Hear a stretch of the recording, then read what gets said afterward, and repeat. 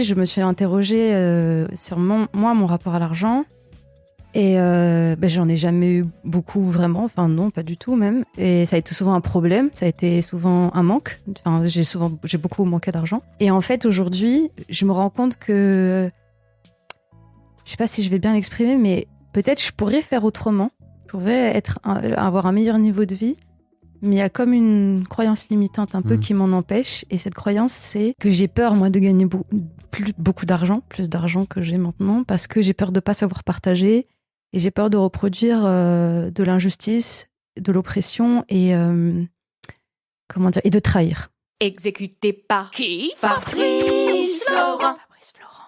Bonjour, bonsoir, bon après-midi à toutes et à tous et bienvenue dans ce nouvel épisode d'Histoire d'argent. 3 vendredis par mois à partir de 6h du matin, on discute avec mes invités de leur rapport à l'argent, comment le perçoivent-ils, comment ils le gagnent, comment ils le dépensent, comment ils l'appréhendent, tout simplement. Je suis Fabrice Florent, je produis des super podcasts d'interviews et de discussions. En tout cas, moi, je les trouve super. Et je crée des contenus. Je fais parler des pères de paternité, des mères de maternité, des gens de leur rapport au succès. Je prends des mecs entre 4 yeux pour leur parler de masculinité. Je fais causer des gens de leur rapport à l'argent et de plein d'autres thèmes que je vous invite à découvrir en allant sur mon site fabflorent.com. FABFLORENT.com. Si vous aimez cet épisode, vous pouvez aller écouter la bande-annonce du podcast pour en découvrir plus sur mon travail et mes autres podcasts. Si vous aimez mon travail, vous pouvez m'offrir un cadeau en échange en me soutenant financièrement et ainsi me donner un peu plus de sérénité en vous abonnant par exemple à mon Patreon ou en m'envoyant de l'argent sonnant et trébuchant. Allez dans les notes du podcast ou en allant sur fabflorent.com, FABFLORENT.com, donc vous y trouverez toutes les infos. Enfin, si vous aimez ce podcast, vous pouvez vous y abonner, mettre un chouette commentaire et 5 étoiles au podcast sur votre application de podcast préférée et surtout, partagez cet épisode et ce podcast autour de vous s'il vous a plu. Je suis sûr que vous connaissez des gens que mon travail pourrait intéresser. Vous pourrez également venir commenter avec mes auditrices et mes auditeurs chaque épisode directement sur mon Discord. Alors Discord, c'est un petit logiciel génial que je vous invite à découvrir, qu'il faut installer sur votre téléphone ou votre ordi. Vous pouvez également me suivre sur les différentes plateformes et réseaux sociaux. Vous pouvez vous abonner à ma newsletter et vous trouverez toutes ces infos pour me contacter dans les notes de cet épisode. Un grand merci d'avance et bonne écoute à vous. Sarah donc, bienvenue. Merci. Sarah, tu m'as envoyé un mail il y a quelques semaines pour intituler La moule... J'arrive même pas à lire, c'était drôle. La moule araignée animale. Ouais, la moule araignée animale. Pourquoi? En fait, non, je sais pas, c'était un peu une association d'idées. Mais je me suis dit, qu'est-ce que je vais mettre en objet? Et faut qu'il y ait un lien avec l'argent. Ouais. J'aime bien la moula. La moula, c'est l'argent. Hein. La moula, donc, c'est l'argent. Pour les auditeurs et les auditrices qui ne savent pas. Les non-initiés. Et la moula, c'est l'argent, ouais. Et tu sais que moi, j'ai un truc aussi, c'est que j'aime bien dire l'argent. Pour dire l'argent. Oui, c'est vrai. Ouais. Pour éviter d'utiliser des mots qui permettent de ne pas dire le gros mot. Oui, je vois. L'argent. Ouais, je comprends la démarche. Après, je trouve ça bien de dire moula, tu vois, je trouve ça marrant. Quand t'es conscient, quand tu le fais en conscience. Oui. Et ouais, donc pourquoi règne animal? Parce que pour moi, c'est vachement primaire, en fait. Je pense. Je pense que c'est ça. J'ai pas trop réfléchi, je t'avoue. C'est vraiment juste... ça sonnait bien. Ça sonnait bien. C'est très marrant. Cool. Ça a retenu ton attention. Bah oui. Tu m'as écrit aussi un long mail pour me raconter ton histoire. Alors ton histoire, mais aussi ton histoire avec l'argent, parce que j'ai l'impression que tout ça est très... Il y a plein d'imbrications entre ton histoire avec l'argent et ton histoire à toi. Oui, c'est vrai, c'est le cas. Quel âge tu as? 35 ans, j'ai fêté hier. Bravo, toutes mes félicitations, j'allais dire. Non, mais c'est un succès d'avoir tenu 35 ans. Non, je dis ça, mais ça va. Hein. Ouais. Mais c'est vrai, c'est cool.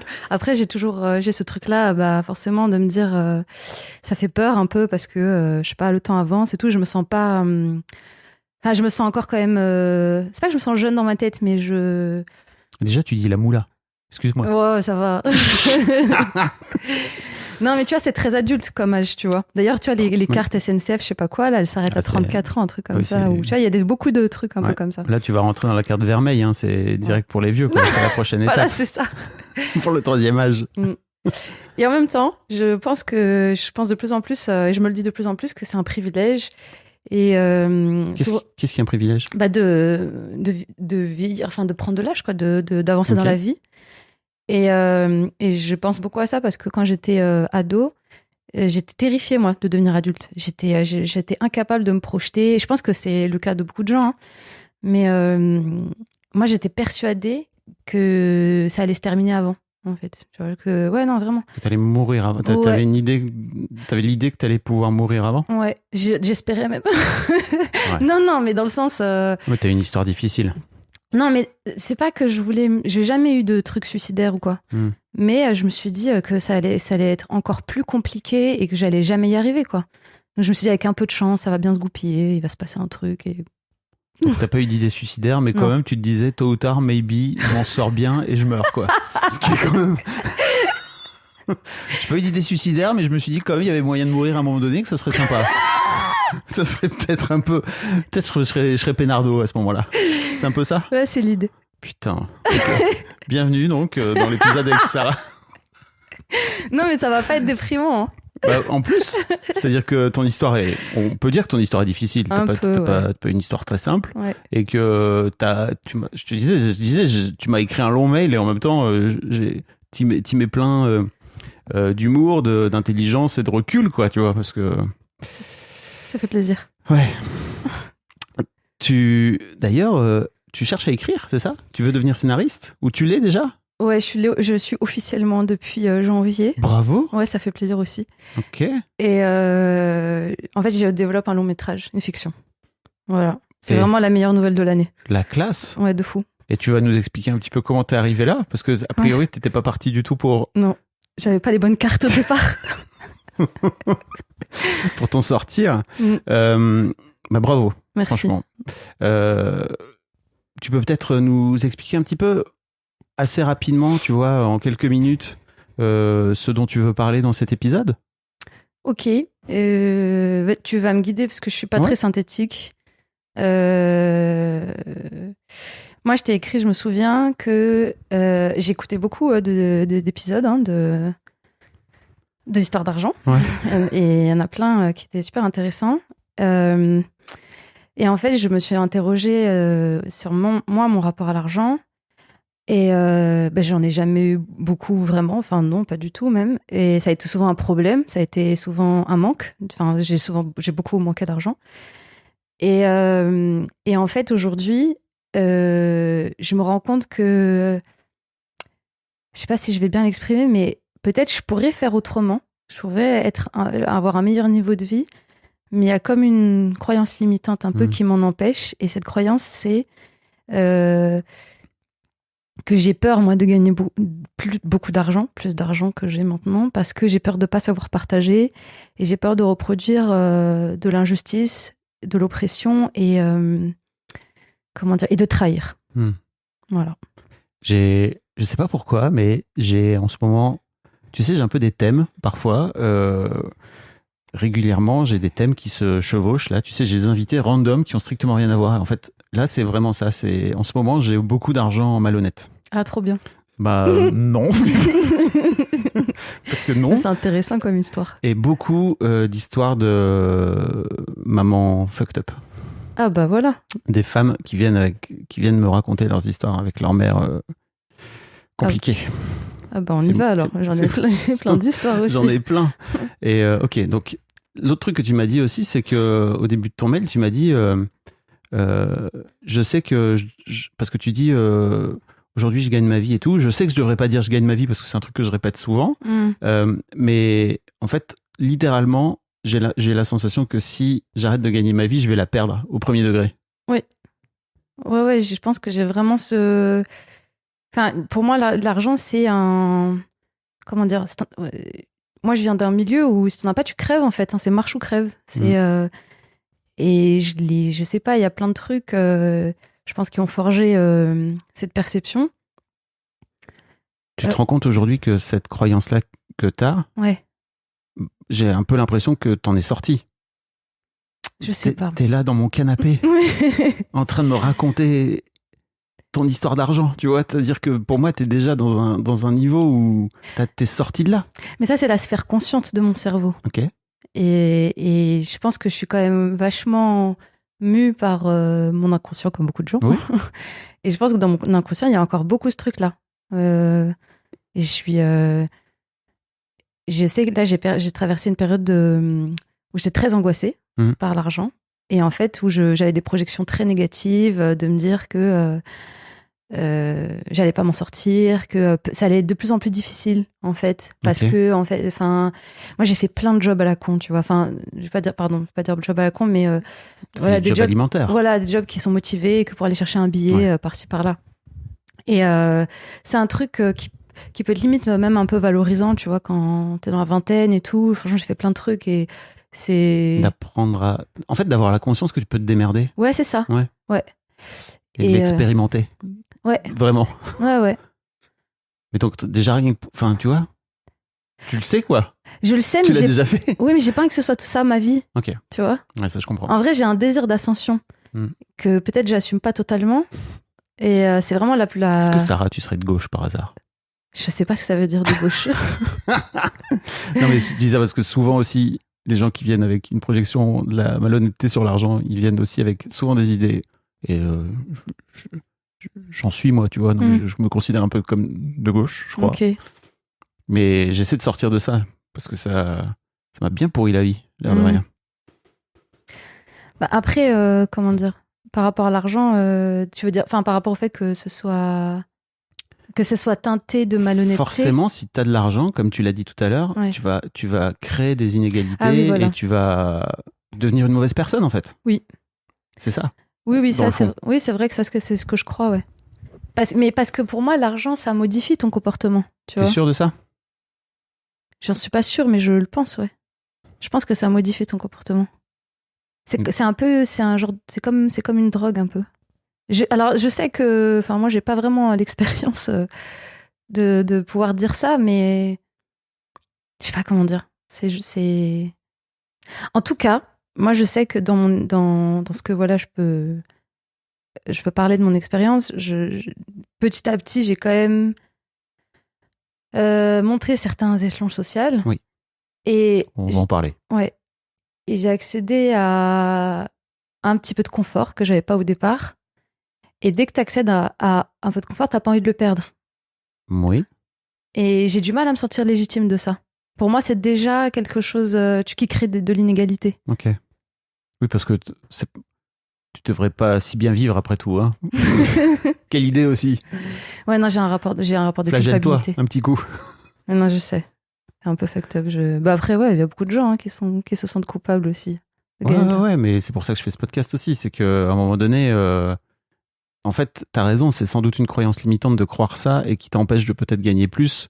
Parce qu'en fait, si tu crois que si t'as de l'argent, tu vas devenir une mauvaise personne, forcément. Mais je crois pas en fait que l'argent modifie le comportement. En fait, tant que t'as pas soigné ton rapport à l'argent et que t'en as pas fait un truc un peu plus sain et serein, tu vois, et ça peut prendre du temps. Et je crois que ça se fait pas du jour au lendemain, clairement. T'as beau avoir... tu vois... Est-ce que tu as écouté l'épisode avec Sébastien qui a gagné des millions d'euros avec sa boîte et tout? Et en fait, il a toujours peur de manquer. Je vous invite à réécouter cet épisode si vous ne l'avez pas écouté. C'est fabuleux. Il a des millions d'euros devant lui. Littéralement. Ah oui, je l'ai écouté. Et il a peur de manquer. Oui, c'est vrai.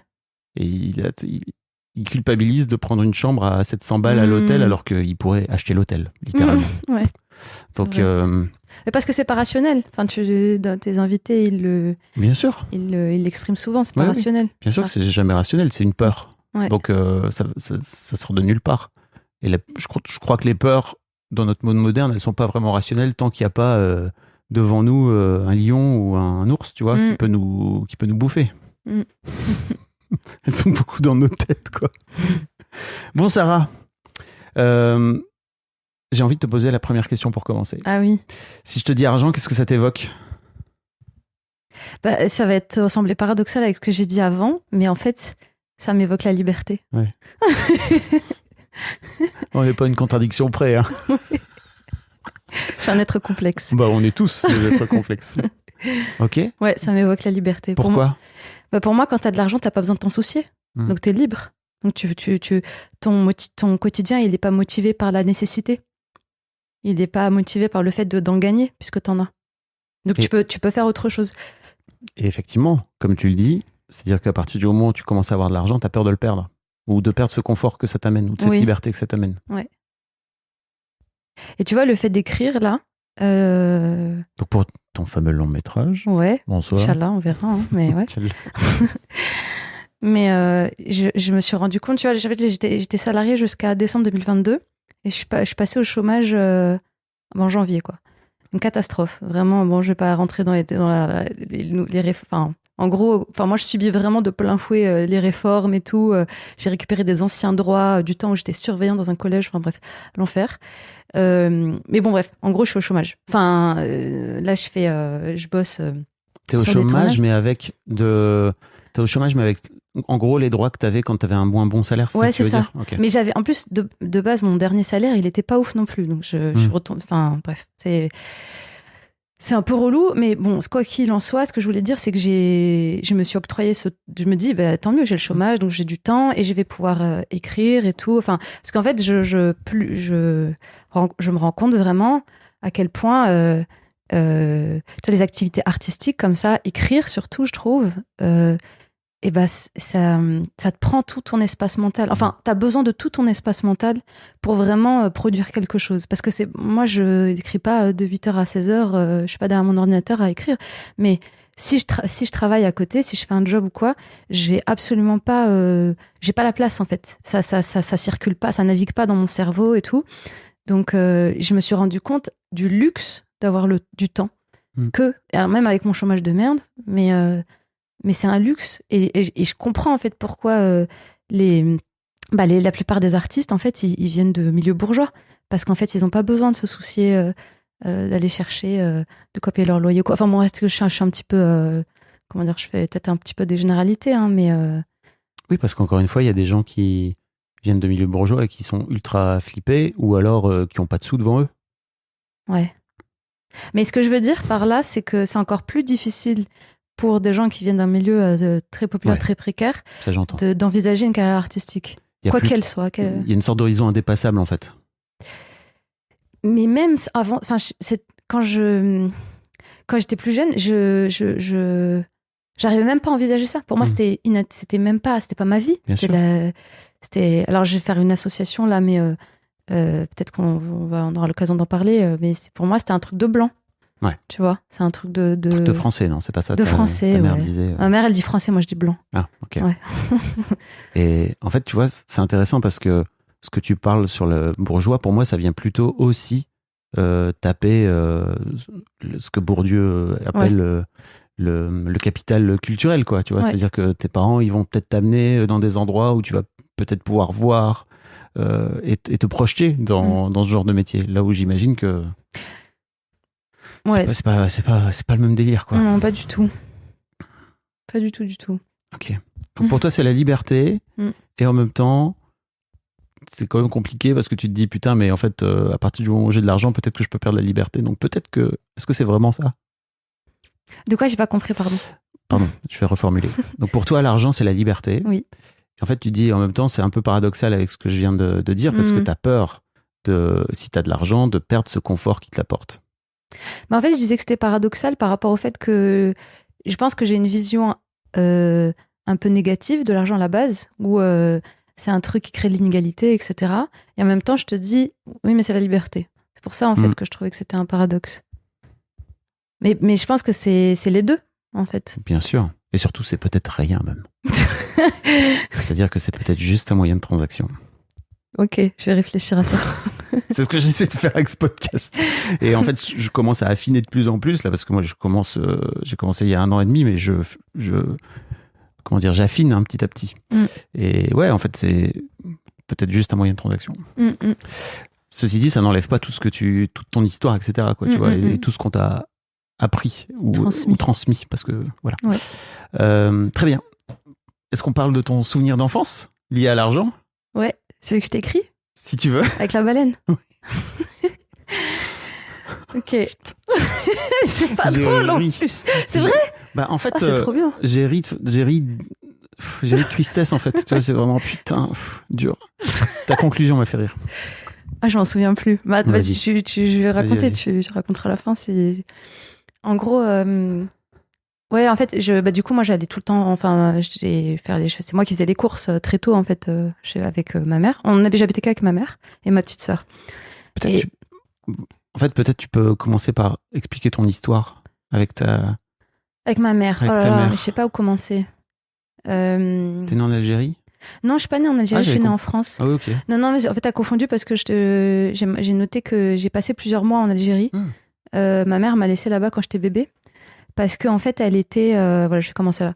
En gros, elle est partie elle avait dit chez mon père, qui avait déjà 2 enfants. En France, donc. En France. Ok. Et elle est partie peu de temps après ma naissance. Et en fait, elle n'avait pas vraiment où habiter. En fait, elle a fait des démarches pour être dans un foyer. Après, elle était hébergée à l'hôtel grâce à... Elle a quitté ton père quand tu dis elle est partie. Ouais, elle est partie. Ouais. Ouais. Après, c'est très flou, hein, parce que des fois, elle me dit des trucs. Et, hier, je lui ai posé une question, par exemple, et j'ai dû m'y reprendre à 3 fois pour qu'elle me dise exactement ce que c'est.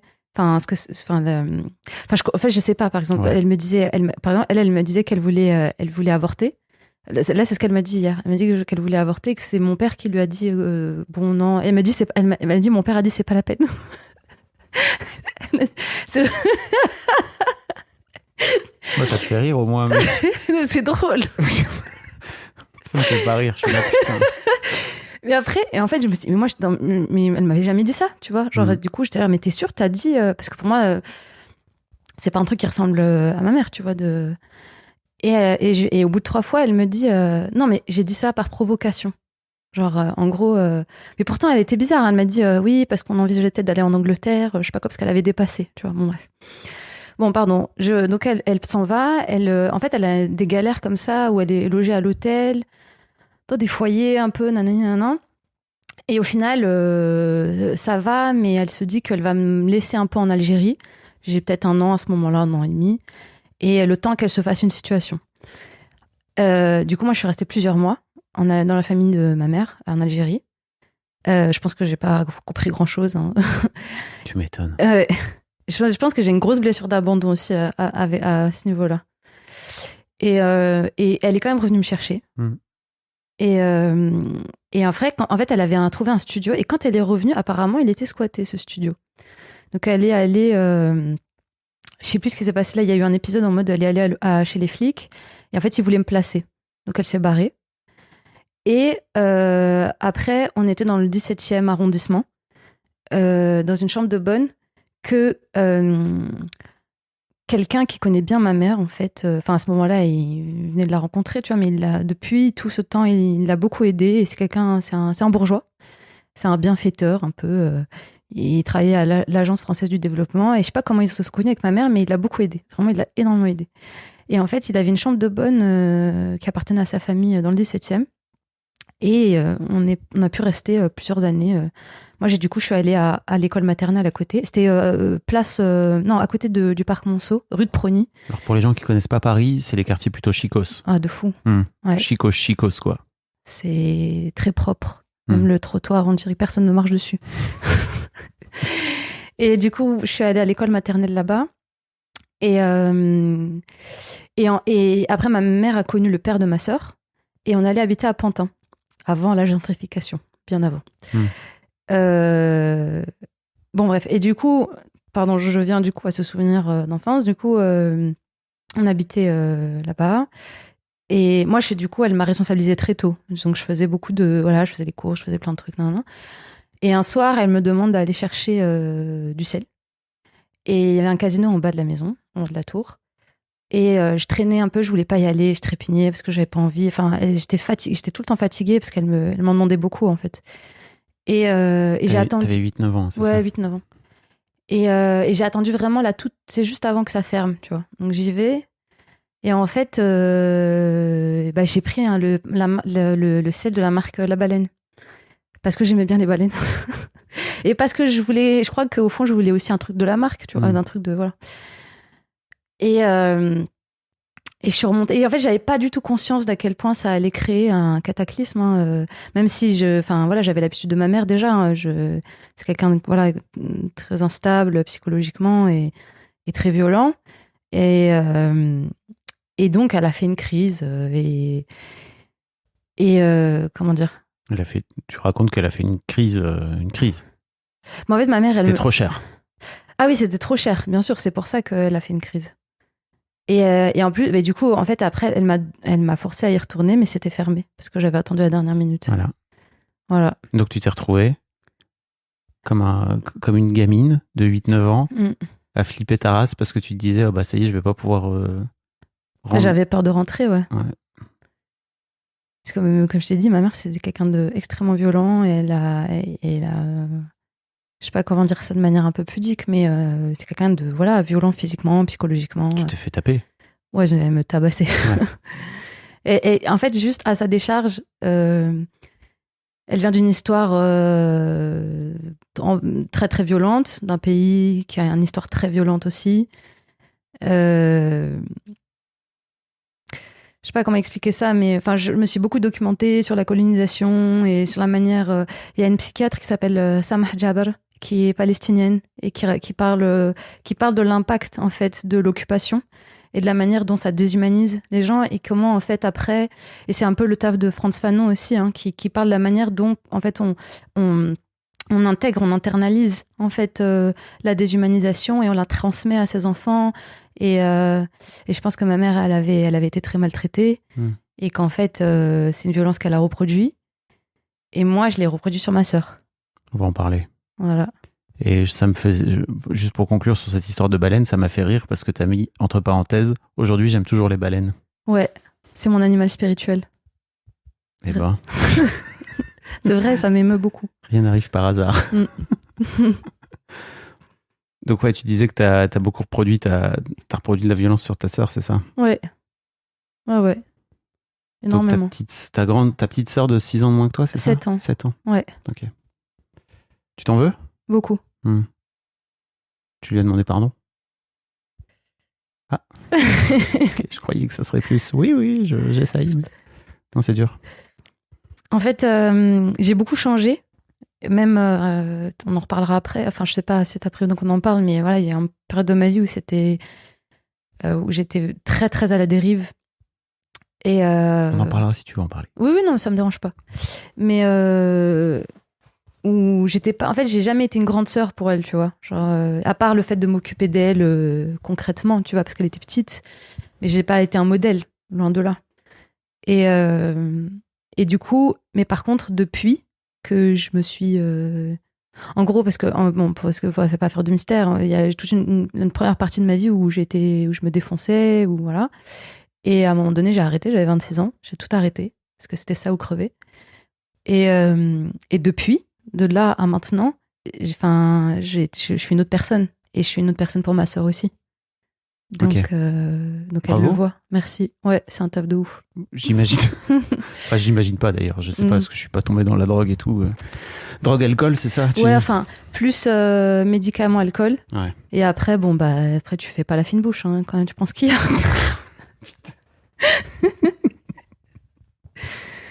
Ok. Et ta sœur le voit? Ah, ma sœur, elle m'a vu dans des états terribles. Tu lui as pas encore demandé pardon? J'arrive pas. Ok. C'est dur. En fait, non, c'est pas ça. C'est que moi, j'ai envie de. J'ai peur qu'elle soit gênée. Ok. Tu vois. J'ai pas envie de lui imposer ça. Tu vois, j'ai pas envie de. J'ai envie qu'elle. J'ai pas envie que pour ma conscience, ça la gêne, tu vois. Mais tu crois. Ok. Tu comprends pas. Bah, si, je comprends pourquoi. Je comprends pourquoi, mais en fait, quand il y a quelqu'un qui te fait du tort, si cette personne vient te demander pardon, ça te fait un bien fou, non, toi? En fait, ça me fait penser une fois, il y a 3 ans, un truc comme ça. Ouais, c'est 2020. J'étais en vrac émotionnellement de fou parce qu'il y avait un mec qui me faisait la misère et tout. Émotionnellement. Et j'ai appelé ma sœur à ce moment-là, je sais plus pourquoi on devait s'appeler. Et elle, je pense qu'elle est très dépendante affective aussi. Elle s'exprime de manière totalement différente de moi, mais voilà. Et on a grandi dans le même contexte toxique. Oui. Et en fait, je lui ai dit... C'est possible que je pleure, désolée. Et je lui ai dit... On t'excuse pas de pleurer. Non, mais ça se trouve, ça va aller. Mais... Ça va aller. Ça va aller, je vais réussir à pas pleurer. Non, si t'as besoin de pleurer, pleure. T'inquiète. On peut faire une pause et tout, tranquille. Enfin bref, en gros, je lui ai dit au téléphone, parce que j'étais à Lyon, elle était à Paris, que si elle avait des réactions aussi démesurées par moment avec son mec, c'était aussi parce qu'elle était, comment je pourrais dire, qu'elle était en manque en fait, comme moi, tu vois, et que ça s'est exprimé vraiment. On est radicalement opposés, mais on a les mêmes blessures, je pense. Et elle je sais plus de quoi elle me parlait par rapport à son mec, etc. Et je pense qu'elle est extrêmement jalouse, elle est extrêmement contrôlante et tout. Et en fait, j'ai pleuré à ce moment-là en fait au téléphone, tu vois. Et on est très pudique, on pleure pas et tout, mais et en fait, genre, je me souviens que j'avais conscience à quel point c'était important que je termine. Et tiens, je pleurais et je lui disais attends 2 secondes, tu vois. Et elle a attendu. Et ça m'a émue de ouf parce que je me suis dit elle comprend ce que j'essaie de lui dire là. Vous êtes dans le même bateau. Bref, et tout ça pour dire, c'est un peu genre, c'était une manière de. C'est pas une manière de lui demander pardon, mais tu vois, c'est un process, quoi. Voilà. Tu disais, vous êtes en manque. On a grandi en manque. En manque de quoi? D'amour, d'argent, de tout. De sécurité. Surtout d'amour. Ouais.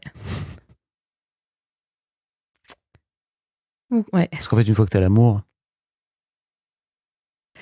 Oui, je sais. Bah oui. Bah bravo, hein. Ouais, bah tu vas me le répéter 15 fois. Pardon. Ok, bah je vais pas m'empêcher de le répéter. On voit pas bouler parce que je te dis bravo. Pardon. Non, mais t'excuses pas. Tu m'empêcheras pas de te dire pardon. Bravo, en tout cas, ça c'est sûr et certain.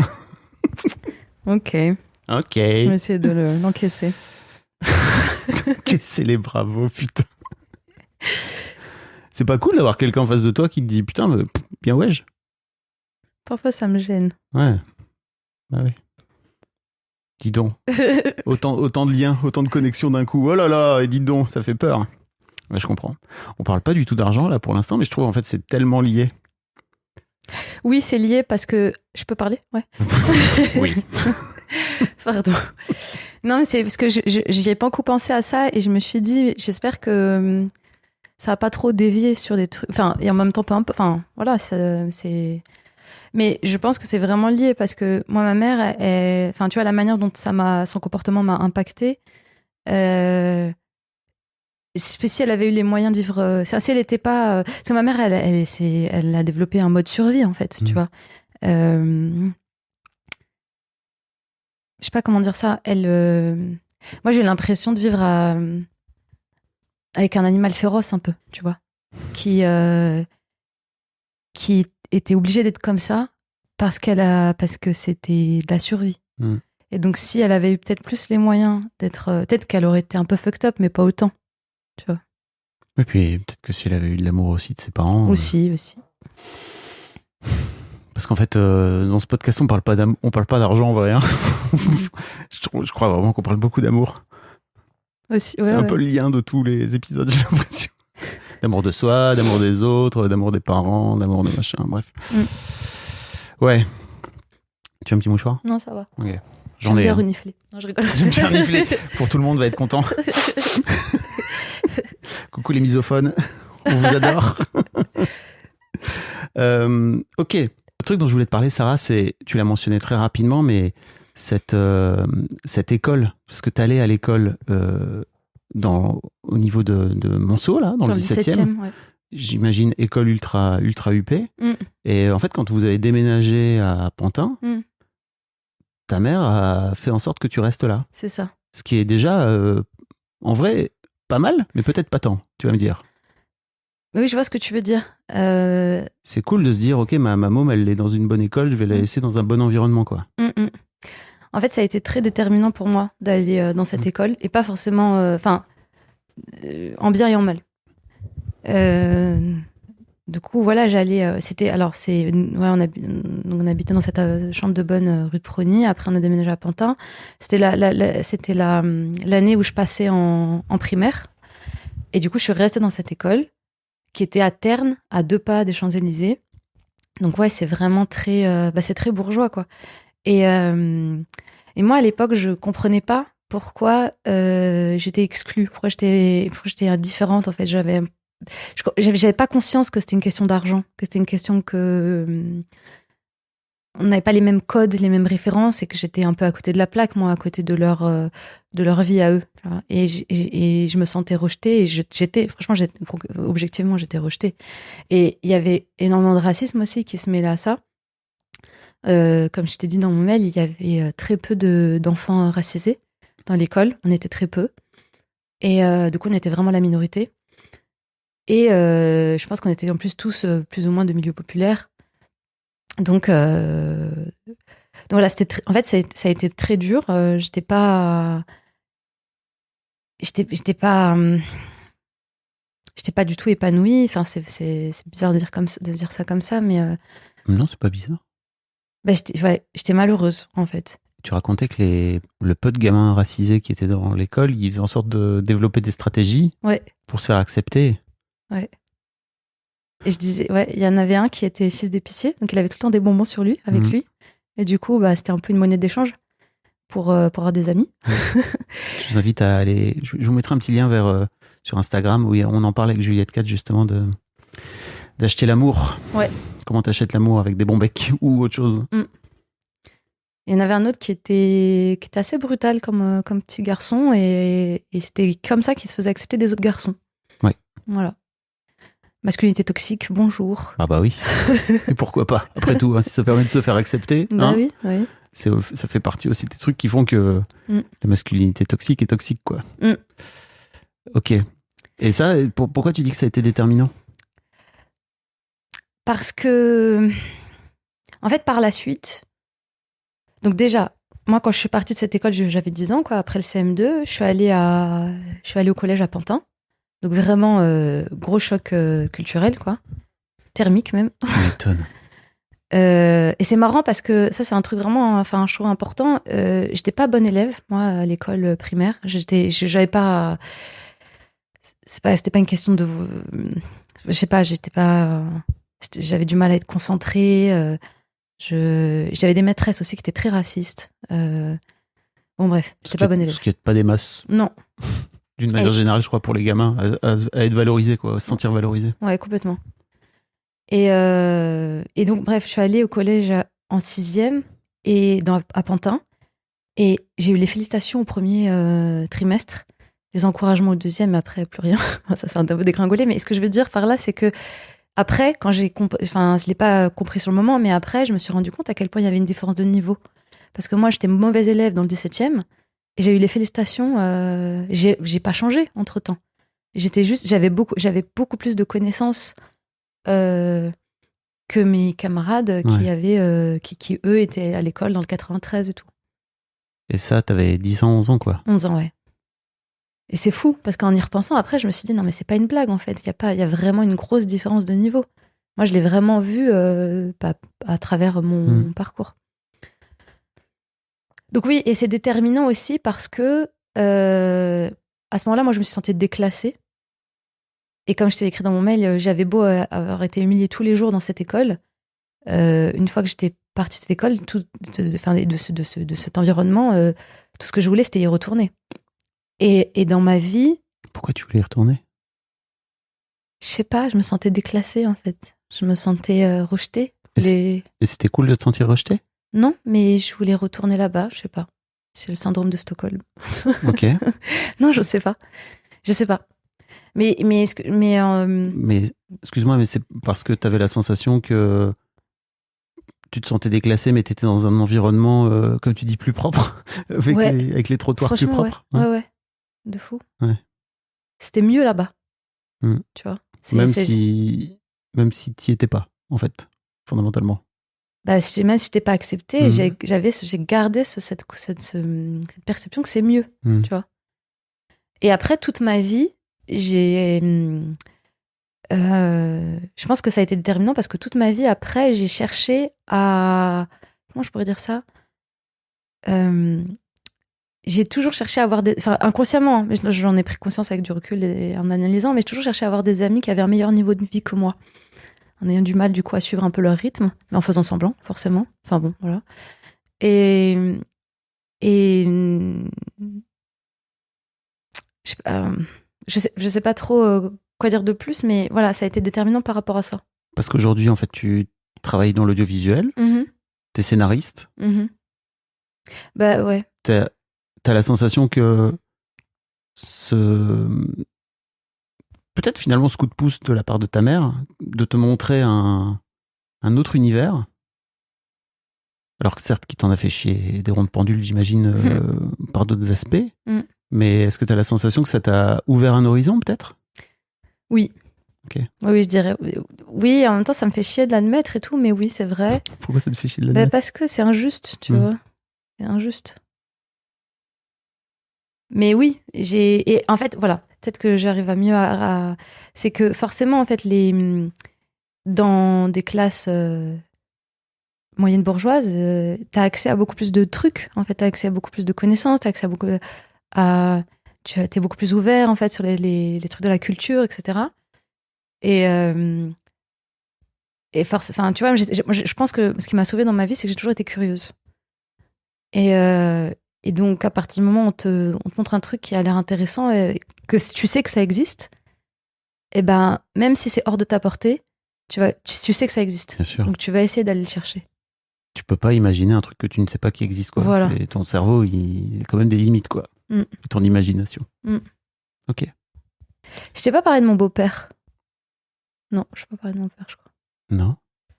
Mais je m'en suis souvenue tout à l'heure, là, avant d'arriver. Je sais pas si c'est important.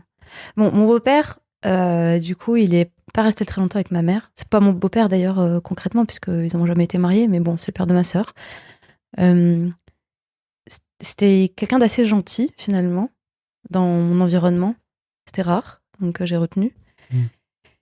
Et c'était un mec qui faisait des. En fait, mon beau-père, c'est un arabe de Barbès, tu vois. C'est un mec qui fait du trafic comme ça, mais pas de la drogue ou quoi. Hein. C'est plus des marchandises, du recel. Et j'y pensais parce que j'ai un événement marquant qui s'est passé aussi à travers lui. Donc, au moment où il habitait encore avec nous, à Pantin, du coup, un jour, c'était la nuit, c'était le petit matin. Et il est 5h, 6h du matin et il y a ma sœur qui se réveille en panique et en fait, il y a un énorme bruit. Et je dis et moi, je pense que c'est le tonnerre. Et je dis à ma sœur, t'inquiète pas, ma sœur, elle pleure et tout. Et moi, je dis, t'inquiète pas, c'est le tonnerre. Et en fait, c'était les flics qui bombardaient derrière la porte parce qu'ils venaient soulever mon beau-père. Ils ont perquisitionné, etc. Et vraiment, c'est comme dans les films. C'est vraiment, ils lacèrent le canapé, ils jettent tout par terre. Et de là, il est parti en prison. Mais il a fait plusieurs allers-retours. Et voilà. Et c'était assez marquant aussi parce que, du coup, ça a vraiment un rapport avec l'argent, tu vois. Le fait que il était. Enfin voilà, tu vois, c'était ça aussi mon quotidien, tu vois, mon quotidien. C'était un événement quand même assez particulier, mais voilà. C'est marrant parce que j'allais rebondir sur cette histoire que tu m'as racontée dans ton mail où tu t'es retrouvé un jour à filer un coup de main à ta mère. Ah ouais, ça aussi, c'est un truc de fou ce qui s'est passé. Parce qu'un gars devait de l'argent à ta mère, c'est ça ? Et ta mère a décidé d'aller genre rentrer par effraction chez lui en te demandant de l'aide. Ouais. Bon, après, ma mère, T'avais quel âge ? Moi, j'avais 12 ans à ce moment-là. Voilà, tout est normal.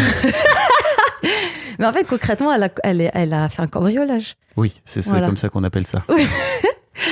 Mais bon, après, j'ai jamais compris. Je peux toujours pas t'expliquer ce qu'elle. Enfin, j'ai jamais compris les vrais bails dans lesquels elle était. C'était un peu des trucs. Ouais, je sais pas. En tout cas, ce jour-là, on va chez cette personne pour réclamer l'argent qu'apparemment il doit à ma mère. Et il est pas là. Et donc la porte est fermée. Et en fait, je sais plus comment elle a su qu'il était vraiment pas là, au lieu juste qu'il fasse semblant, tu vois, de pas ouvrir, je sais pas. Mais en fait, elle me dit, c'était à Jacques Bonsergent, et elle me dit, fais un aller-retour, va. Nous, on habitait sur la quasiment terminus de la 5, la ligne 5, Aubigny, Raymond Queneau. Elle me dit, va faire un aller-retour, ramène des outils, on va ouvrir la porte. Et toi, t'y vas. Et moi, tu sais quoi, j'étais fière, j'étais contente parce que je savais qu'à ce moment-là, je rendais service à ma mère. Et ma mère, en fait, elle était. À ce moment-là, j'étais encore vraiment sous son emprise où j'essayais de lui faire plaisir, tu vois. Donc, je fais un aller-retour, je cherche des outils et tout, et elle défonce la porte. Et on va chercher, enfin bref, elle récupère du cash qui était caché quelque part. Et elle fait ce truc que j'ai jamais compris encore aujourd'hui. Elle a cleané l'appart. Et je comprends pas pourquoi elle a fait ça encore maintenant. La porte, enfin tu vois, genre quand on est parti, la porte était encore, voilà, elle se fermait plus, tu vois. Et elle a cleané l'appart avant qu'on parte, je sais pas. Je comprends pas pourquoi elle a fait ça. Par culpabilité, peut-être. Ah, j'ai jamais pensé à ça. Putain! Ah ouais, j'ai jamais pensé à ça. Je sais pas.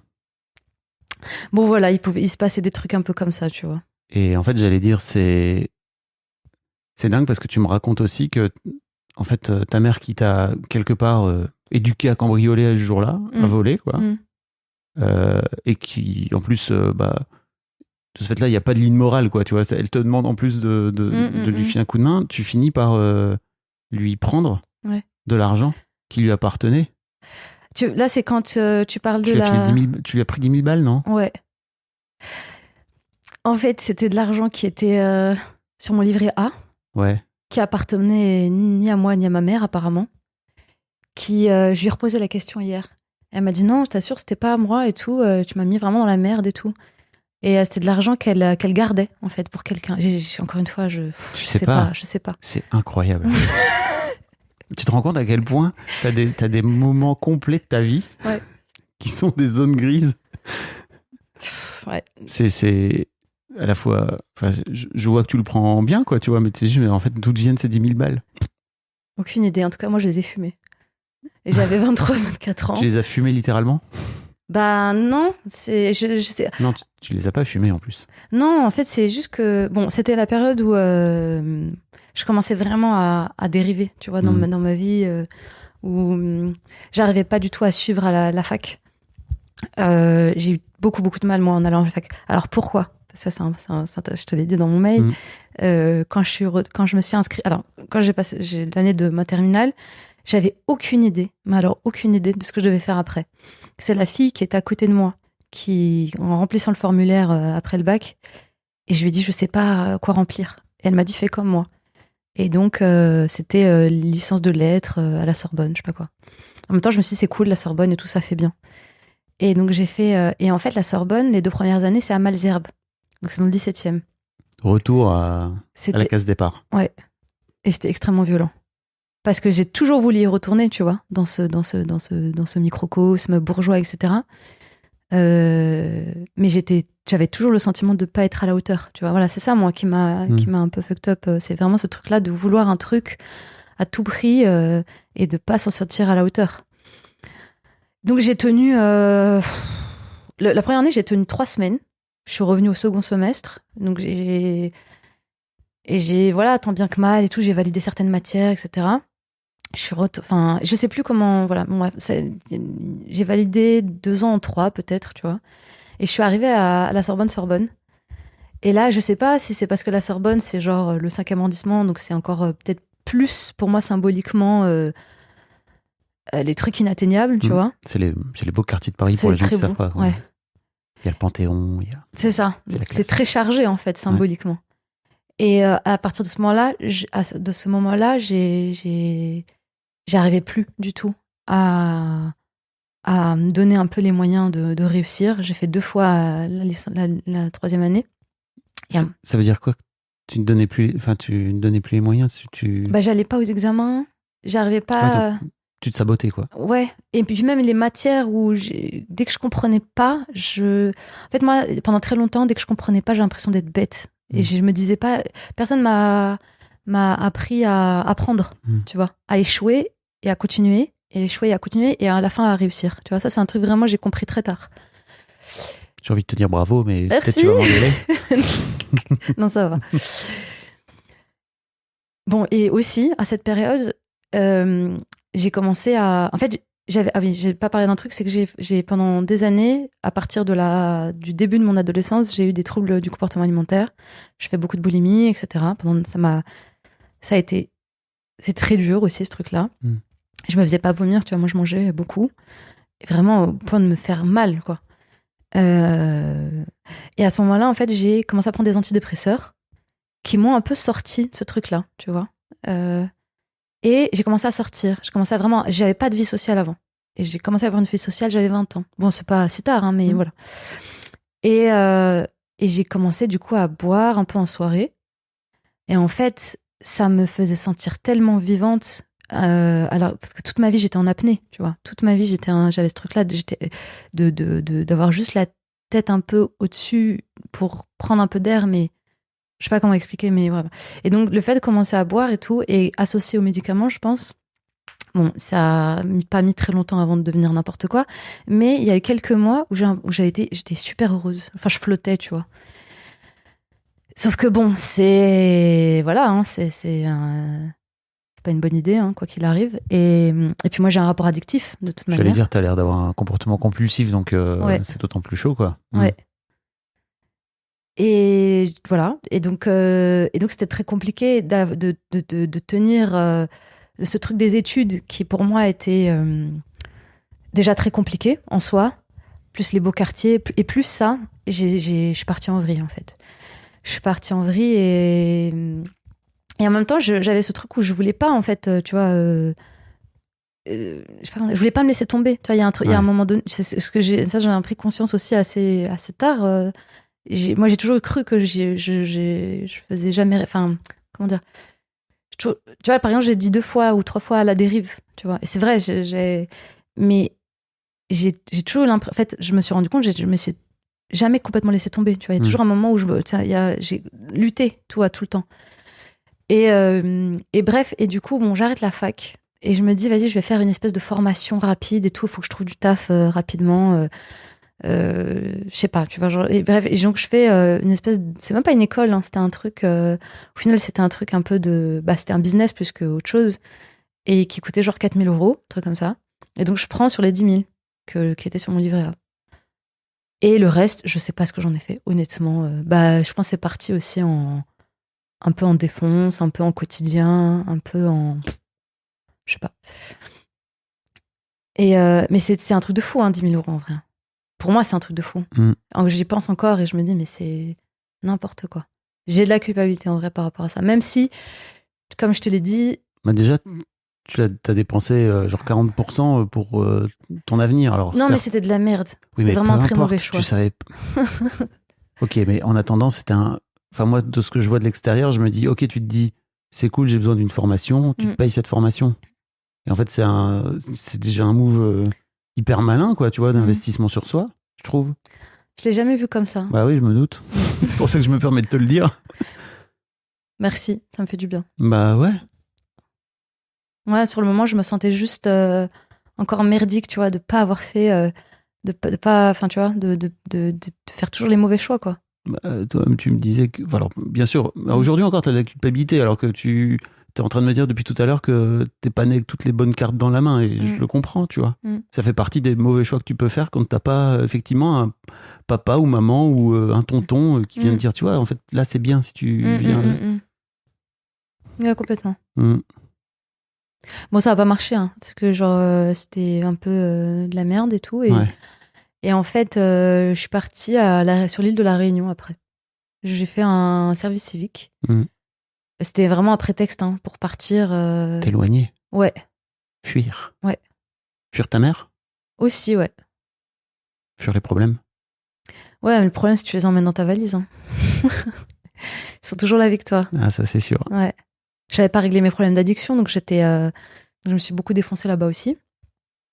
Et en fait, je vivais chez une demi-sœur du côté de mon père, celle qu'il avait, tu vois, à un moment où il avait 2 enfants, je t'ai dit, tu sais, au moment où je suis née. Ouais.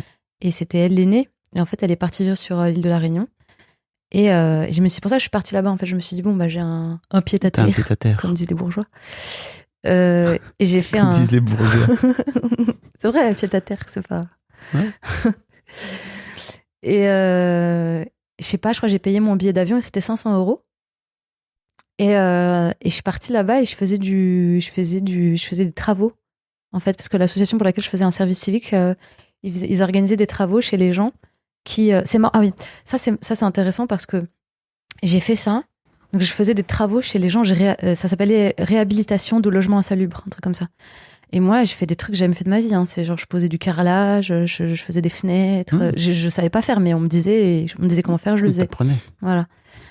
Et en fait, ce que j'ai pas mentionné, c'est que nous, quand on était à Pantin, à la base, l'appartement, il était très correct. Il était modeste, mais bien, ça va. Et il s'est extrêmement dégradé avec la santé mentale de ma mère. Et à la fin, ça ressemblait à un squat, vraiment. Ouais. J'ai eu beaucoup de honte à vivre dans cet endroit. Je sais pas comment t'expliquer, c'est genre... en fait, dès qu'il y avait un truc qui était cassé, il n'était pas réparé. On le remplaçait pas. Ma mère, elle a... En fait, c'est mon beau-père qui payait le loyer, et quand il est parti, elle a arrêté de payer le loyer pendant 4 ans. Elle a arrêté de payer le loyer. On n'avait pas de meubles, on n'avait rien. En fait, tout ce qu'on avait, c'est des trucs qu'on récupérait dans la rue. Et elle m'a fait faire des missions, je t'explique même pas. Et elle travaillait un peu quand même. Hein. Elle était femme de ménage, mais elle avait quand même un salaire. Et comme elle payait pas de loyer, je ne sais pas où est parti cet argent. Ça se trouve, l'argent, il est là. Hein. Juste, elle le dépense pas. Bref. Et tu me disais ça aussi sur les 10 000 euros. Tu disais, mais en fait, on a toujours manqué. Ouais. Et en fait, elle avait 10 000 balles comme ça dans un coin. Ouais. Incroyable, quoi. Mais c'est pour ça que j'ai pas eu de culpabilité trop. Enfin, c'est difficile, c'est compliqué parce que. Oui, t'en as pas, mais t'en as quand même, quoi. J'en ai, mais sur le moment, en fait, ce qui a fait que que je me suis dit, j'en ai rien à foutre, c'est que pour moi, c'est un argent qu'elle me devait. Moi, j'ai ce truc-là, elle me doit de l'argent, ma mère. Et elle a. Je sais pas comment dire. Tu vois, cet appartement où non seulement elle a pas payé le loyer, c'est-à-dire qu'en fait, moi, je savais. J'avais le stress des huissiers, etc. D'ailleurs, ils sont venus un jour. Et c'est extrêmement traumatisant. Les huissiers, ils ont la clé. Et je savais pas, moi, à l'époque. J'avais 11-12 ans. Moi, je pensais qu'on n'allait pas leur ouvrir et ils allaient partir. Et quand ils rentrent, franchement, c'est un choc. Ah oui. Ah, c'est un vrai choc. Et en plus, comme je t'ai dit, j'avais vraiment honte de l'endroit où on vivait. Tu vois, donc il y avait un double truc. Voilà. Et du coup, je suis allée sur l'île de la Réunion, genre destination de rêve et tout. Et c'est très beau d'ailleurs, hein. Je le recommande. Recommandons le petit tour de l'île de la Réunion, le piton de la Fournaise, c'est super. Mafat. Mafat, c'est... Le cirque. Oui, le cirque de Mafat. On peut y aller qu'à pied ou en hélicoptère. Ouais. Et ça porte le nom... en fait, c'est des esclaves marrons, des marrons en fait, qui s'évadaient et ils allaient se cacher tout en haut des montagnes. Et bref, voilà. Et j'ai passé quelques mois là-bas. Et quand je suis revenue en France... ouais, c'est la France, mais bon, voilà, c'est aussi... En métropole. Ouais, c'est chelou, hein. Vraiment, on va pas se mentir. Mais en fait, je me suis dit, j'avais quoi, 24 ans, et j'avais l'impression d'avoir grillé toutes mes cartouches. Tu vois, j'ai l'impression que là, je me suis dit, c'est le seul moment peut-être, tu vois, pour le moment où je te disais tout à l'heure, j'ai jamais eu d'idée suicidaire, etc. C'est le seul moment où je l'ai un peu envisagé. Je me suis dit, bon, là... j'ai plus trop d'idées. Je sais pas comment rebondir. En plus, je suis allée retourner chez ma mère. Ah ouais. L'enfer sur Terre. Je savais que ça allait être temporaire, mais je me suis dit, j'ai pas d'idée là. Tu vois, genre, qu'est-ce que je fais? Et j'avais toujours mes problèmes d'addiction. Là, c'était revenu, en fait, ça s'alternait entre la bouffe et l'alcool. Tu vois? Ouais. C'était soit l'un, soit l'autre. Et c'était dur, franchement c'était dur. En plus, tu dépensais une thune folle, non? Je sais pas, encore maintenant, je sais pas comment je me débrouillais. Mais oui, parce que ça coûte de l'argent en fait. Et je sais pas comment je faisais parce que j'avais pas. Voilà, enfin, toujours un peu. Comment on dit? Je me suis toujours un peu débrouillée quoi. Ouais. Mais ouais, non, ça coûte de l'argent, hein, les addictions de fou. Oui. C'est la double peine. Enfin, triple, je sais pas. Quadruple. Comment t'en es sortie de cette addiction? En fait, c'est les groupes de parole anonymes qui m'ont beaucoup aidée, qui m'aident encore beaucoup. Tu continues à y aller aujourd'hui? Je continue à y aller. Ça te fait du bien? Oui. T'es sortie de tes addictions? Ça fait longtemps. Ouais. Ça fait 9 ans. Presque 9 ans. En octobre, ça fera 9 ans pour tout ce qui est alcool, médicaments, blablabla. Et Bien joué. merci. Je préfère te le dire ça plutôt. Non, mais bravo. c'est très bien joué, j'aime bien. Si tu me tires dessus ou pas. Et après, ouais, et en fait, à partir du moment où j'ai rétabli ce truc-là, après, mes problèmes de bouffe, ils se sont aussi apaisés. Ça a pris plus de temps, mais ça s'est apaisé aussi. Et là, aujourd'hui, c'est très normal. Pas de thérapie pendant tout ce temps-là? Non. En dehors des groupes, Non. des groupes de parole? Non. Je pense que les groupes de parole, ça m'a fait vraiment beaucoup de bien parce que, tu sais, en fait, je crois que j'aime pas, moi, le truc de. Alors, je te dis ça, mais ça fait 1 an que je vais quand même voir quelqu'un, une thérapeute. Mais pendant très longtemps, j'étais très mal à l'aise avec ce truc de me dire de tête à tête. C'est trop. Intime? Ouais, je crois. Tu vas être obligé de te montrer vulnérable? Je sais pas si c'est ça, mais en tout cas, intime, c'est trop intime, oui, c'est ça. Okay. Et en fait, dans les groupes de parole, t'arrives, si t'as pas envie de parler, tu parles pas. Si tu veux arriver en retard, t'arrives en retard. Si tu veux repartir avant la fin, tu pars avant la fin. Bon, tu peux aussi faire ça chez une psy. Hein. Je sais pas trop. Hein. Bah si. Ah ouais? Bah tu arrives, tu payes. Ah ouais. Tu peux rester 1 heure sans rien dire. Ouais, c'est vrai. C'est juste plus chelou. Coûte pas le même tarif. Hein. Alors déjà, oui, c'est plus cher. Ouais. On revient à l'argent. Ouais. Mais c'est aussi, c'est toi qui payes. C'est toi le patient ou la patiente. Ok, c'est vrai. Mais tu sais, tout à l'heure, tu parlais de pudeur. Ouais. Pour moi, ça rebondit là-dessus, quoi, tu vois. C'est sûr que tu es obligé de te montrer. Enfin, ouais. Si tu vas voir un thérapeute ou une thérapeute en tête à tête, il faut faire le taf, quoi. Et depuis 1 an, j'ai commencé à faire ça. Ça t'aide? Ouais, je pense. Je pense que j'étais vraiment dans un moment de ma vie où j'avais cette image d'arriver avec toutes mes valises et de lui dire tiens, tu vois, genre ça m'appartient plus. Et genre j'ai fait plusieurs séances où je faisais que pleurer. Et c'était une manière genre vraiment de déposer en fait, de me dire c'est bon, c'est. De rendre à ta mère, tu veux dire? Bah, quand tu dis les valises, c'est tout. Tout. Non mais tu vois tout. Tu déposais à qui? Au thérapeute? Ouais, à la thérapeute, ouais. À la thérapeute, ouais. Et à ma mère, la société, j'ai beaucoup parlé de racisme, tu vois.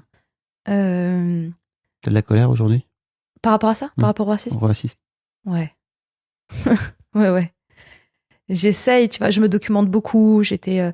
Il y a toute une période avant le Covid, je sais pas pourquoi, enfin, c'est juste. C'est un référent temporel. Toujours, pour tout le monde. C'est comme The Blip dans les Marvel. Je sais pas si t'as la ref. Je vais faire comme si. J'ai bien vu. Les gens qui ont vu les Marvel savent. Les vrais savent. Mais oui, je vois. Bref, il y avait toute une période où j'ai beaucoup été dans les trucs décoloniaux, des conférences, des débats, des discussions comme ça avec des sociologues. Là encore ce matin, j'ai écouté une vidéo de Françoise Vergès. Il y a beaucoup de gens qui développent en fait des réflexions super intéressantes en fait sur la société raciste. Et quand je dis raciste, c'est pas moi je crois que je me suis fait traiter de sale arabe 2 fois dans ma vie. C'est pas ça le racisme. C'est tout ce que j'ai vécu à l'école primaire avec Tu parles de racisme latent, c'est ça? Ouais, c'est ça. Dans ton mail, tu dis il y a un truc très intégré, quoi. Que tu finis par intégrer toi. Complètement. Et c'est ça le pire. Parce que c'est comment moi j'ai grandi avec cette impression d'être moins bien, mais même nulle, tu vois, parce que je suis pas blanche. Donc bref, et il y a toute une partie de ma vie où cette période-là où où j'allais tout le temps dans des trucs comme ça, des milieux militants en fait, et ça m'a beaucoup aidée.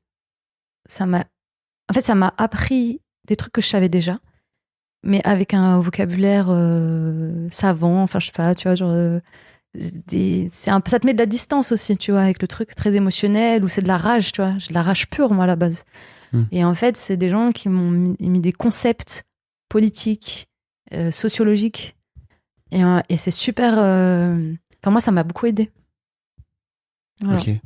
Et tu pardonnes aussi un peu, du coup, parce que ça aide à prendre un peu de distance, c'est ça que tu veux dire? Parce que moi, beaucoup de choses que j'ai vécues qui étaient très traumatisantes par rapport au racisme, c'est des gens qui n'en étaient pas forcément conscients aussi, qui reproduisaient des mécanismes, tu vois. Et donc tu te dis, bon, c'est pas fait chier, mais il faut leur pardonner un peu, quoi. Tu vois un lien avec l'argent Par rapport à quoi? par rapport au racisme? Bah oui. Oui. Bah Françoise Vergès, elle en parle très bien. Hein. Qu'est-ce qu'elle dit? J'aime beaucoup cette femme. Bah, comme... comment dire? Enfin, là, je suis pas très douée hein, pour parler de ça. Je vais essayer de... Dis-le avec tes mots, t'inquiète. Je suis pas en train de te demander d'être Françoise Vergès. En fait, elle fait partie voilà, des théoriciens qui expliquent en quoi, en fait, tu vois, la société capitaliste, telle qu'on la connaît aujourd'hui, elle s'est construite notamment, en fait, elle a commencé au moment où on a fabriqué la race. Au moment où, en fait, il fallait distinguer les individus pour légitimer que certains soient exploités et d'autres non. Finalement, je l'ai bien expliqué. Ouais, grave. Ça va. Tu vois, fais-toi confiance. Ouais. Donc évidemment que... Et puis même, tu vois, genre dans la vie de tous les jours, tu le vois qu'il y a beaucoup de... Enfin, les... Comment on appelle ça? Encore aujourd'hui, les métiers subalternes, entre guillemets, qui sont... Tu les vois, c'est qui les fait, tu vois. Parfois, il y a des subtilités, mais... Voilà, enfin, aujourd'hui, évidemment que le racisme, c'est associé à la classe et à l'argent. Et par exemple, tu vois, genre, moi, je sais que le fait d'avoir grandi dans un environnement très pauvre et précaire, ça a activé le racisme. Le racisme, tu connais le truc quand tu fais du curcuma, il faut mettre du poivre avec pour que ça active le curcuma. Je savais pas. Et ben pour moi, c'est pareil avec la classe sociale et le racisme. Genre, la classe sociale, ça. Enfin, venir d'un milieu pauvre, ça active le racisme. Parce que t'as des gens, des personnes racisées qui ont grandi dans un environnement très privilégié, ils sont protégés un peu du racisme. C'est pas totalement. Mais ils ont. J'ai eu des invités, justement, tu vois. J'ai eu un mec qui s'appelle Rudy, je sais pas si t'as écouté cet épisode, qui disait, bah, lui, il vient d'une cité, justement, à Paris. Et il disait, bah, moi, je voulais gagner de l'argent pour pour me sortir de là. Ouais. Et à la fin de l'épisode, je lui dis, mais ça t'a aidé ça? Il fait, bah, non, pas totalement. Ça n'est pas aussi simple que ça. Ouais. Parce que quoi qu'il arrive, en fait, t'as beau avoir de l'argent, à un moment donné, les gens ils vont juste s'arrêter à. Il y a toujours des cons, quoi. Parce qu'il est noir, Rudy. Rudy, je l'ai pas dit, mais ouais, il est entier. D'accord. Donc, oui. Voilà, mais il vient d'un milieu pauvre à la base, c'est ça? Oui, mais c'est ça la différence. Parce que moi, je te disais, les gens qui viennent les personnes racisées qui viennent, qui ont grandi dans un environnement privilégié, en fait, ils ont développé des codes bourgeois. Ah oui, d'accord, je comprends. Tu vois, ils se sont... Oui. Tu vois, c'est très différent. Moi, il y a une partie de ma vie où j'ai essayé, tu vois, de développer ces codes-là, et genre, ça marchait pas. Ouais. Parce que j'ai pas le truc, tu vois, genre, et je passais mon temps à avoir peur d'être démasquée, et de toute façon, c'était pas très compliqué. Enfin, je sais pas comment expliquer, mais en gros... J'ai une autre invitée qui a grandi au Maroc, dans un milieu bourgeois, donc je sais plus parce que elle m'a demandé d'être anonyme, donc j'ai plus son pseudo en tête. C'est son prénom. Et ouais, effectivement, en fait, ça aide à... Tu grandis avec les codes, quoi. On revient à Bourdieu. C'est ça. Salopard, toujours. Il a toujours raison, lui. Comment t'en es venu à devenir scénariste aujourd'hui? Tu disais, je sais pas par quelle magie... par quel bug de la matrice t'as dit ça. Du déterminisme social. Ouais. Sinon, vous écrivez bien. Vous devriez faire votre métier. Hein. Je dis ça, je dis rien. En fait, du coup, j'ai repris... Quand je suis revenue de La Réunion, je te dis, j'ai eu toute une période où j'allais dans les groupes anonymes, etc. J'ai commencé à connaître des gens là-bas et en fait à sociabiliser avec eux, tout ça. Et il y a une meuf qui était styliste, qu'il est toujours, qui a commencé à me faire taffer comme son assistante pour voilà, amener des fringues sur les plateaux de tournage, etc. Et donc, c'était un petit peu ma première porte d'entrée, entre guillemets, dans ce milieu-là. Même si c'était plus clip et pub que ce que je fais maintenant. Mais ça, je fais plus, et ça, c'est ce que j'ai envie d'évoluer dans la fiction, tu vois. C'est ce que je fais actuellement. Mais c'était un peu ma première porte d'entrée. C'est incroyable quand même que ça vienne des alcooliques anonymes, quoi. C'est pas les alcooliques. Ah, pardon. C'est presque pareil. Pardon. Ouais. Non, t'inquiète. Un groupe de parole. Oui. D'accro. Ouais, d'addict. D'addict, pardon. Ouais. Mais c'est fou. Non, mais tu vois, les chemins.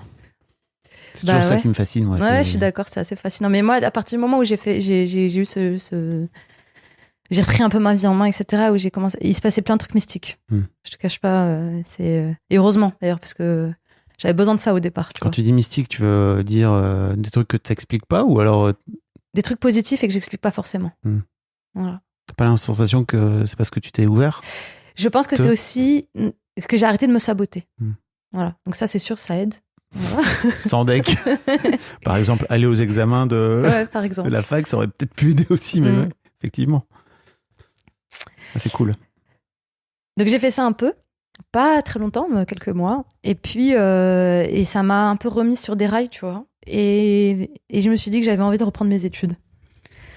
Donc, back to the Sorbonne. Mais avec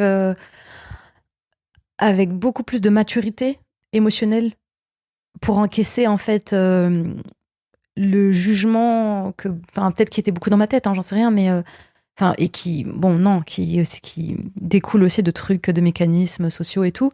Mais là, j'étais beaucoup plus solide, en fait. Donc, j'ai repris mes études, j'ai passé ma licence, j'ai fait une année de master, j'ai obtenu cette année, j'ai fait un mémoire et tout. C'était vraiment c'était dur, le mémoire. Mais je l'ai fait et j'ai eu 15. Et c'était incroyable. Vraiment, pour moi, c'était vraiment le truc le plus inatteignable possible. Bravo. Et j'avais un super, je me rappelle plus de son nom, mais j'avais un super, comment on appelle ça, directeur de recherche. Ouais. Et il était super gentil. Et tu vois, il m'activait pas ce truc de nullité. Tu vois ce que je veux dire? Il avait beaucoup de bienveillance. J'ai envie de pleurer. N'hésite pas. C'est bon, j'ai déjà utilisé mon joker.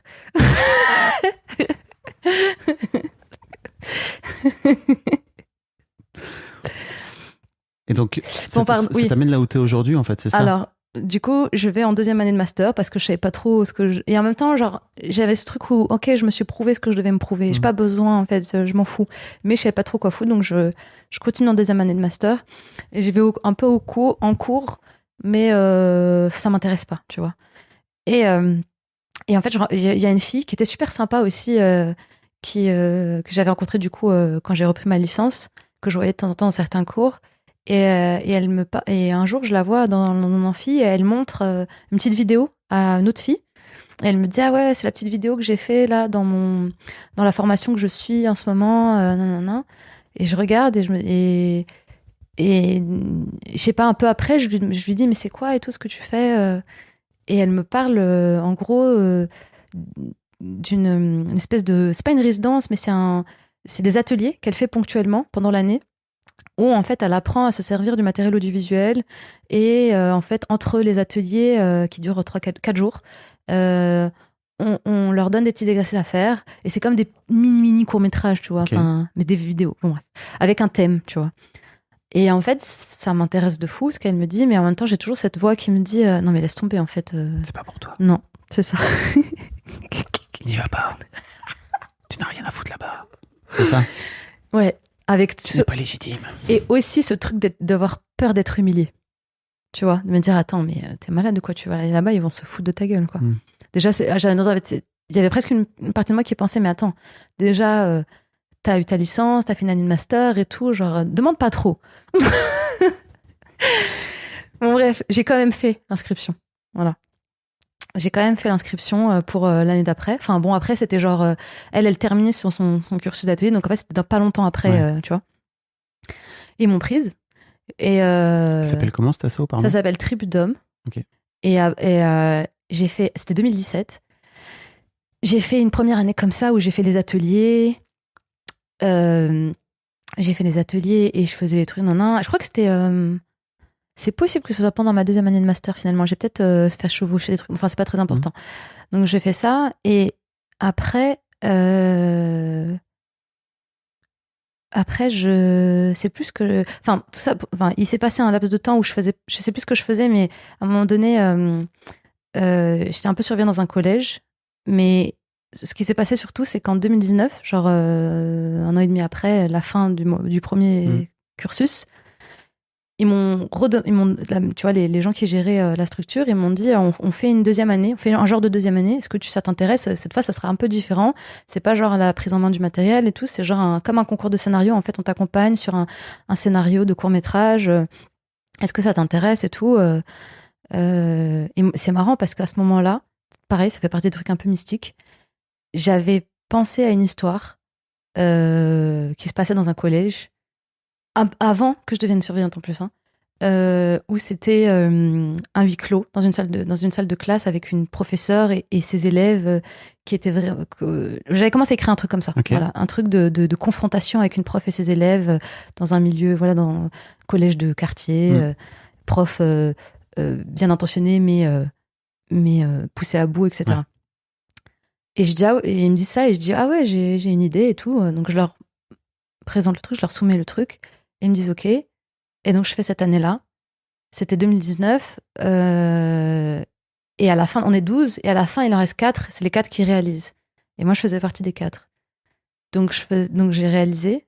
Et dans la foulée, ils me disent est-ce que tu veux le job pour superviser les 2 prochaines promos? J'ai dit bah, pourquoi pas. J'étais trop surprise qu'ils me proposent. Mais ça a été vraiment une grosse opportunité pour moi, même si ça a été très douloureux aussi pendant ces 2 ans, parce que j'étais seule. J'ai été, comment on dit, propulsée, catapultée à plein de trucs que je savais pas forcément faire, que j'ai dû apprendre toute seule. C'est marrant comment la vie, elle me remet aussi dans des trucs où je dois me débrouiller toute seule, tu vois, où je suis dans des situations un peu entre guillemets aussi un peu d'abus, où genre, où je sais pas si je me remets dans moi ou dans parce que bon, clairement, c'était pas. Attends, pardon, je suis en train de tout mélanger, mais déjà, pour commencer, j'ai fait ce court-métrage. J'ai repris l'année suivante, enfin, tu vois, la rentrée suivante, où genre, je devais recruter la promo, et je devais organiser les ateliers, et à la fin, je devais produire les courts-métrages. Donc, t'imagines tout ce que j'ai appris en 2 ans? Bah ouais. Et on a fait 6 courts-métrages comme ça en 2 ans. Tu vois, tu dis que tu t'es retrouvé dans une situation où peut-être tu t'es fait abuser et tout, mais moi, ce que j'entends aussi, c'est, en fait, t'as taffé de ouf pour apprendre un métier et pour te permettre peut-être d'arriver là où tu es aujourd'hui, quoi. Non? Si. Ok. Non, si, je suis d'accord. C'est juste que... C'était sans doute très exigeant, j'imagine, à quel point c'était dur. Et... Bah, tu vois, pour parler d'argent, je devais gérer de l'argent, notamment dans ce taf, et j'avais aucune idée de comment faire. Et je leur en ai beaucoup voulu de m'avoir laissée toute seule pour gérer... ça, et je voulais bien faire, mais je savais pas, tu vois. Et t'as réussi? Je crois. Ça va, j'ai pas fait trop de dingueries. Mais tu sais, la première année, j'avais tellement peur de dépenser des trucs que je devais pas dépenser, je payais avec mon argent. What the fuck? Je payais des trucs avec mon argent, je te jure. J'avais peur, en fait, tu vois. Je comprends. Et tu t'en rends compte? Ouais, c'est n'importe quoi. C'est pas n'importe quoi, c'est juste t'avais peur de l'argent. Ouais, toujours encore un peu maintenant. T'as de la culpabilité par rapport à l'argent, donc voilà, quoi. C'est normal. Enfin, c'est normal. Non, c'est pas normal, mais c'est normal que tu réagisses comme ça.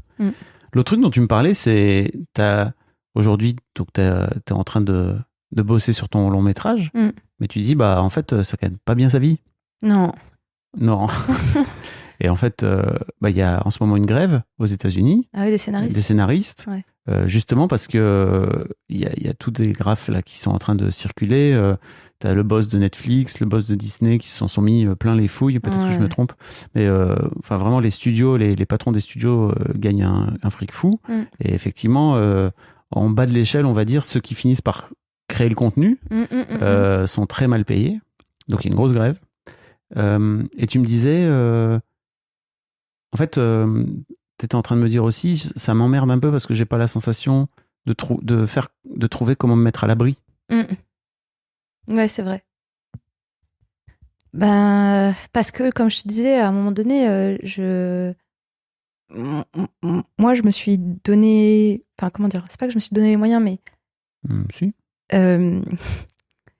Mais c'est presque malgré moi, en fait. Parce que moi, je voulais pas d'une vie d'artiste, en fait. À la base, ça m'intéresse pas, tu vois. Non, parce que c'est trop précaire. Mais par rapport au plus au truc de...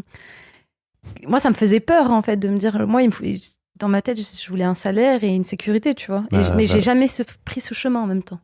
Oui, j'allais dire, tu peux y aller aujourd'hui. T'as l'air de pouvoir faire n'importe quoi dans ta vie. Oui et non, parce que j'ai beaucoup de mal avec l'autorité. Ah. Ouais.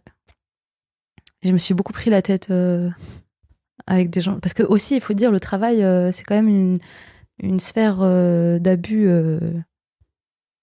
Enfin, disons je peux pas te laisser dire ça, mais ok.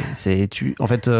Le salariat, si tu préfères. Le salariat, mais en fait, encore une fois, si tu vois tout sous l'angle communiste. Je suis grave communiste. Bah oui, je me doute bien. Mais en fait, tu peux voir ça sous l'angle de la lutte des classes. Mais en fait, moi, ce que je vois surtout dans ton histoire, c'est que effectivement, tu as peut-être la sensation à certains moments de te faire abuser, mais je vois aussi beaucoup d'émancipation de ta part. Peut-être je me trompe, hein, je te dis ça, mais j'en sais rien. Hein. J'invite à un débat, hein, tu vois. Quand je dis ça, c'est pas forcément pour venir dire. Mais en fait, quand je relis ton histoire, moi, je me dis, en fait, tu peux voir le travail, tout est une question de perception, tu vois. Tu peux voir le travail comme un truc d'abus. Effectivement, il y a plein d'endroits où les salariés se font abuser, etc. Mais tu peux aussi le voir comme une façon d'apprendre des choses et de grandir et tant que t'es pas enchaîné à ton boulot, quoi, tu vois. Peut-être je me trompe, hein, tu vois, j'en sais rien, mais... Non, mais je suis assez d'accord avec ce que tu viens de dire, là. J'ai toujours vu le travail comme l'occasion de rencontrer des gens, d'expérimenter des choses, etc. Mais c'est vrai que j'ai aussi été exposée à des trucs abusifs parce que, en fait, dans plein d'endroits professionnels, c'est organisé par une hiérarchie. Et la hiérarchie, quand tu as des gens toxiques qui utilisent ça pour te prendre le dessus sur, prendre le dessus sur toi, c'est pas bon. Bah non. Ouais. Oui, j'entends bien. Ouais. Mais tu vois, venir dire le milieu du travail, c'est un endroit où il y a des abus. C'est une généralité quand même. Pour moi, c'est juste ok, il y a des cons partout et il y a des abuseurs partout et tout. Et en plus, je crois que moi, j'ai été patron, tu sais, pendant des années. Mademoiselle. Oui, mademoiselle. Et j'ai pu être. Il y a des salariés qui sont passés par chez moi qui ont pu se sentir abusés. Donc, alors que moi, franchement, j'avais pas la sensation du tout d'abuser qui que ce soit. Donc, tout est une question de perception, quoi. C'est parfois compliqué. En tout cas. Mais je comprends, oui. Ouais. Mais c'est pas pour nier ton ressenti, quoi, tu vois. Mais j'avais un peu la sensation que dans ton parcours, là, où ce qui t'amène là où t'es aujourd'hui, t'es en train de chercher une forme à la fois de salut en termes d'épanouissement, tu vois, mais que l'argent n'est pas encore là. Non. Oui. Et qu'il y a un peu un plafond de verre. Oui. Comment tu fais pour le dépasser, ce plafond de verre ? Bah justement, c'est pour ça que je suis venue te voir. Ah oui, je vais venir t'expliquer la vérité. Suivez ma voix. Je lance ma secte, pas plus tard que tout de suite. Suivez la lumière. Le crâne chauve qui brille, c'est moi. Eh ouais, t'as raison, je vais t'expliquer, wesh. Tu t'es trompé. Non, mais c'est pour ça que je t'ai écrit dans le sens genre, je sais pas, tu vois, là, c'est un problème dans ma vie pour l'instant. C'est pas un problème dans le sens genre insolvable, pardon. Mais je sais que j'ai envie d'avoir cette... Enfin, et de toute manière, ça y est, j'assume maintenant d'avoir cette vie artiste, entre guillemets. Tu sais que j'ai reçu un courrier de l'URSSAF. J'avais trop peur, forcément, l'URSSAF. Il y avait écrit... machin, c'était un courrier d'information et en gros, c'était écrit maintenant que vous êtes artiste-auteur. Artiste-auteur, tout à fait. De l'URSSAF. Je l'ai mis sur Instagram, tellement j'étais fière. Tout à fait. Bravo. On fout, moi je te le dis. Tu peux me tirer dessus si tu veux, j'en ai rien à foutre. Je te dis bravo. Ok. Donc t'as réussi ça. On va dire que t'as coché un peu cette case et que t'es en train d'assumer que en fait c'est ça que tu veux faire et que c'est un truc qui te fait kiffer, quoi. Dans lequel tu t'épanouis. Ouais. Mais l'argent, ça suit pas. Ouais. Et il faut que je trouve un peu des stratégies, quoi, pour assumer ce mode de vie sans coussin, en fait, sans filet de sécurité, parce que j'ai pas. Et ça me demande, en fait, beaucoup de lâcher prise. Et de me dire que... comment dire ? De faire un peu au jour le jour. Ce qui n'est pas très compliqué dans le sens où Moi, j'ai toujours fait ça. J'ai l'impression que tu viens de là, donc. Ouais, j'ai complètement. C'est ce qu'on m'a transmis, c'est ce que j'ai et c'est ce que j'ai. Enfin, j'étais ok pour ce truc-là, voilà, parce que ça sert quand même, tu vois. Moi, eu le choix en plus. Non, j'avais pas le choix, mais il y a des trucs moi j'ai choisi de rejeter. Oui. Mais ça, c'est cool parce qu'en fait, ça m'a quand même permis d'avancer sans être sûr de rien jamais, mais de me dire, je me débrouillerai. J'aurai toujours un truc, tu vois, à faire pour aller chercher un billet par-ci par-là. Mais comme je t'ai dit, je viens d'avoir 35 ans et j'ai plus envie de réfléchir comme ça. J'ai envie d'être un peu sereine et un peu tranquille pour voir venir, tu vois. Et je sais pas comment on fait, tu vois. Alors, je me dis juste, et donc là, par exemple, je pense que je vais commencer à faire de l'intermittence. Enfin, j'ai déjà bossé sur des tournages où j'étais mais comme j'avais mon salaire là de la structure pour laquelle je bossais, je me souciais pas de faire mes heures pour avoir le statut intermittent. Ouais. Il faut avoir fait certaines heures 500 voilà, à peu près, ouais. sur l'année pour réussir à avoir ce statut qui te permet de pouvoir... C'est un statut incroyable, hein. Je sais pas comment Macron l'a pas encore... Pardon, faut pas faire de politique. Bon, si tu veux. Non, mais c'est... Moi, je suis d'accord avec toi. Hein, c'est un statut incroyable et que je crois qu'on se rend pas compte à quel point on a de la chance de vivre dans ce pays. C'est fou. Bah déjà, il y a le chômage. Même si, effectivement... Oui, il y a des pays où il n'y a pas. C'est dégradé, quoi, tu vois. Oui, c'est clair. Mais du coup, là, genre, mon plan, c'est de passer au statut intermittent. Alors que pendant des années, je voulais pas en entendre parler. Hein. J'étais là genre en mode mais c'est beaucoup trop précaire et tout. Si je peux pas vivre comme ça en me disant que ça se trouve si je fais pas assez d'heures, je vais pas avoir, tu vois. Mais en fait, c'est beaucoup moins précaire que ce que je vis actuellement. Donc voilà. C'est ton plan. Mon plan d'action pour la. Et t'es assez sereine à l'idée de le faire? Oui, je crois. Je sais pas, on verra. Ok. Est-ce qu'il y a un truc sur lequel je t'ai pas amené, dont tu aurais aimé parler? Je voulais parler d'un film qui s'appelle À la recherche du bonheur avec Will Smith. Sans doute un de ses meilleurs rôles. C'est l'histoire d'un mec qui galère, un commercial qui vend des machines médicales déjà obsolètes et qui se fait renvoyer dans les cordes par quasiment tous les gens qu'il démarche. Mais il s'accroche, il a jamais rien. Et surtout, il a un fils dont il a la garde et il veut une vie cool pour lui. Ce mec-là, il a un rêve. Il veut intégrer le milieu de la bourse, il veut travailler à Wall Street. C'est un rêve qui commence à dater, c'est parce que ça se passe dans les années 90. Mais le plus important, c'est que pendant tout le film, il lui arrive des galères de l'espace, mais qu'à aucun moment, il est prêt à lâcher son rêve. Parce que il sait que s'il n'est pas heureux, il n'arrivera pas à rendre son fils heureux. Et aussi parce qu'il a la profonde conviction que lui aussi, il a le droit au bonheur. C'est un film qui m'a beaucoup bouleversée parce que ça parle de dignité et des ressources insoupçonnées qu'on peut déployer quand on veut vraiment quelque chose. C'est un film anti-misérabiliste. Ça montre à la fois la cruauté de manquer d'argent dans un monde ultra-capitaliste et comment on peut s'en sortir si on lâche pas l'affaire, jamais. Ok. Merci Sarah. Merci à toi. Franchement, c'était incroyable. C'est vrai, c'était bien ? Oui. Un grand merci à vous d'avoir écouté jusqu'au bout. Pensez à rejoindre le serveur Discord pour venir commenter avec le reste de ma commu. Je vous trouverai tous les liens dans les notes de cet épisode. Et si mon travail vous plaît, je vous rappelle que vous pouvez m'offrir en échange un peu de sérénité en vous abonnant à mon Patreon ou en m'envoyant de l'argent en vous munissant de votre CB. Vous trouverez tous les liens dans les notes de cet épisode également. Bonne fin de journée et j'espère à très bientôt pour un nouvel épisode de podcast.